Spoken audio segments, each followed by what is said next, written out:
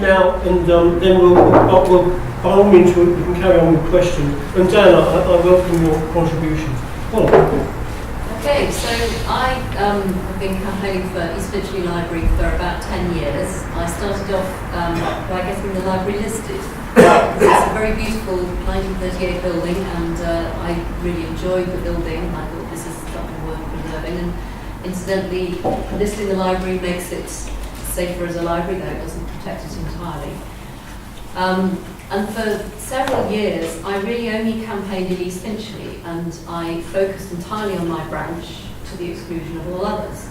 And when Free and Fair came to be threatened and finally closed, joyfully reopened again, I looked on from afar and I didn't do anything, and I felt very, very bad about it afterwards. And I was determined thereafter that I would communicate with other communities in Barnet, and I would make an effort to campaign across the borough, because of course we are all in the same boat. We're all opposing cuts to an incredibly valuable resource, and we are stronger together, absolutely, always stronger together. So it's been a great joy to me, actually. This has been a really positive thing. I've made some really lovely friends, and I've discovered communities, and I've visited libraries which I hadn't visited before. And I just want to say what a pleasure it is to campaign for such a worthwhile cause. And I now think, right, we've done Barnet, we've campaigned in Barnet, I want to reach out to Lambeth and to other communities who are fighting for their libraries, and I want us to make it a London-wide campaign and perhaps a nationwide campaign, because you can read on the Library Campaign website, there are campaigns absolutely everywhere, and I think it's incredibly important that we all engage on a national level and on a local level, and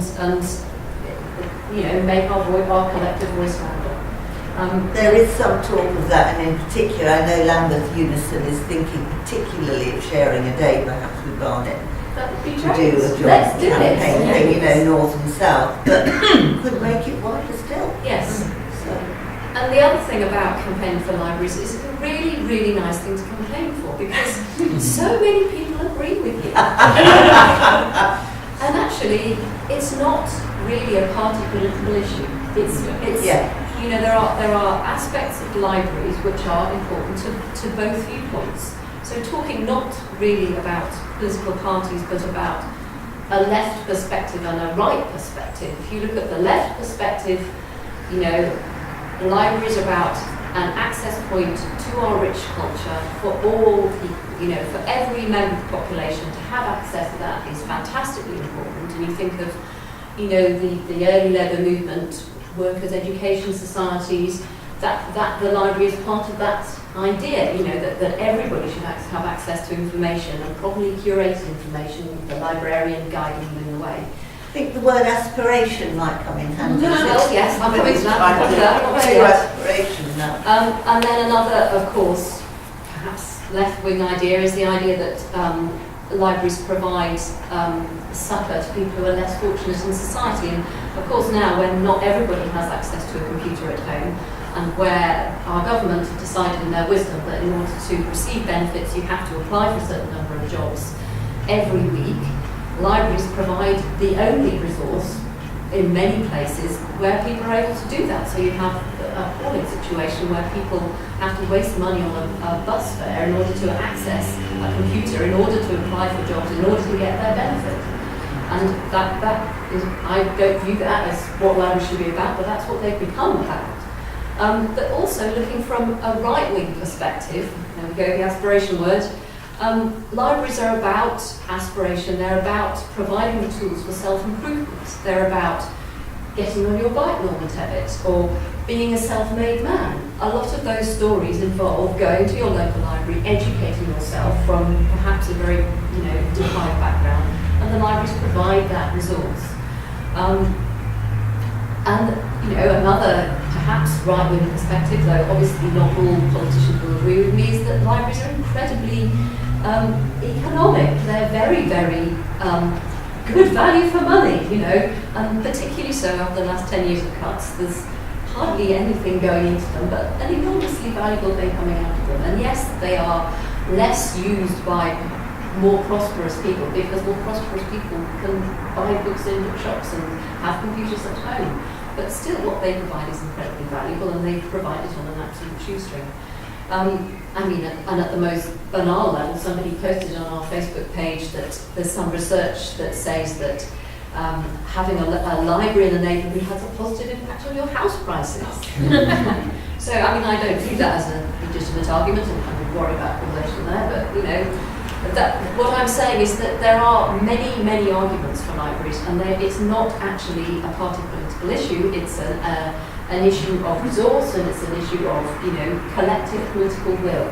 And there are people who are sympathetic towards libraries, and I know because people campaigning tend to have a left-wing perspective, but people who I talk to, who will write letters to their councillors, people in my brass band who came to play and march up the road, they aren't all left-wing by any stretch. And some of them are UKIP supporters, appallingly as it is. Some of them are not, they don't vote, they're very angry with all political parties. Some of them are Tories, some of them are Lib Dem. But they all came and marched up the road behind, political banners and played music to support the library. So it's a pleasure to campaign, and let's do more of it. Let's enjoy it. Well, can I just add a word about, because some of my friends on the council are on the Conservative side, and some of them are not Philistine, and some of them, I'm sure, find it difficult to sleep at night with their consciences. And some of them write books, and some of them act in theatrical pieces. So as I say, that they are not all Philistines, but when there is a vote, which is always absolutely strictly upon party lines, and if anybody is daring enough to not to do that, then they are victimised by their party and deprived of membership of committees and things like that, deprived of money, because on the council, if you're on certain committees or you're chair, you get paid more than if you're not. So they can be really vicious in the way they deal with this. And that, to me, is one of the saddest things, that intelligent, educated, and in many ways dedicated councillors, still there was 1886, I think, W.S. Gilbert and Sir Arthur Sullivan wrote a piece called Iolanthe, and it was a skit on the Whigs and Tories were the parties in those days, and Private Willis outside the House of Parliament sings that, if I can remember it, if they've a brain and cerebellum too, they've got to leave that brain outside and vote just as their leaders tell them to. Well, he could have been writing about Barnet Council this year. Sorry, I'm interrupting. Alistair. Thank you. Well.